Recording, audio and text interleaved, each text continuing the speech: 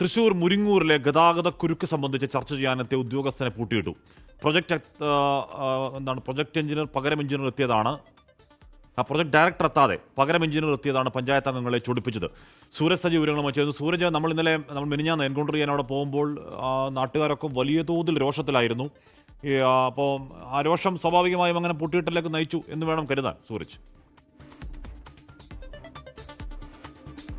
ഹാഷ്മി, ഇപ്പോൾ അതൊരു കയ്യാങ്കളിയിലേക്ക് കൂടി കടന്നിരിക്കുന്നു എന്നുള്ളതാണ്. ഈ പൂട്ടിയിട്ട ഉദ്യോഗസ്ഥരെ തുറന്നുവിടുന്നതിന് വേണ്ടി പോലീസ് എത്തിയതോടുകൂടിയാണ് ഈ ചാലക്കുടിയിലെയും മുരിങ്ങൂരിലെയും എല്ലാം ജനപ്രതിനിധികളുടെ നേതൃത്വത്തിൽ, അതായത് ഈ പഞ്ചായത്ത് പ്രസിഡന്റ് അടക്കമുള്ള കൗൺസിലർമാരടക്കമുള്ള വാർഡ് മെമ്പർമാരടക്കമുള്ള ജനപ്രതിനിധികളുടെ നേതൃത്വത്തിൽ വലിയ രീതിയിലുള്ള ഒരു സംഘർഷത്തിലേക്ക്, കയ്യാങ്കളിയിലേക്ക് ഇപ്പോൾ ചാലക്കുടിയിൽ കാര്യങ്ങൾ മാറിയിരിക്കുന്നു എന്നുള്ളതാണ്. ഈ ചാലക്കുടി റെസ്റ്റ് ഹൗസിലായിരുന്നു ഇത് സംബന്ധിച്ച് ഒരു ചർച്ച നടന്നിരുന്നത്. അപ്പോൾ കഴിഞ്ഞ ദിവസം പാലക്കാട് ഈ നാഷണൽ ഹൈവേ അതോറിറ്റിയുടെ ഓഫീസിലേക്ക് ഒരു മാർച്ചടക്കം നടത്തിയിരുന്നു. അതിലാണ് ഇന്ന് ഈ പ്രൊജക്ട് ഡയറക്ടർ തന്നെ എത്തി ജനപ്രതിനിധികളുമായി ചാലക്കുടിയിൽ ഒരു ചർച്ച നടത്താം എന്നറിയിച്ചിരുന്നത്. അങ്ങനെ ഈ 3 മണിക്ക് ഈ യോഗം തുടങ്ങുന്നു. ആ സമയത്താണ് ഈ ഡയറക്ടർക്ക് പകരം എഞ്ചിനീയർ ആണ് ഇവിടെ എത്തിയതെന്നുള്ള വിവരം ഇവർ അറിയുന്നത്. ഇതോടുകൂടി ഈ എഞ്ചിനീയറായിട്ടുള്ള അമലിനെ ഈ പൂട്ടിയിടുകയായിരുന്നു.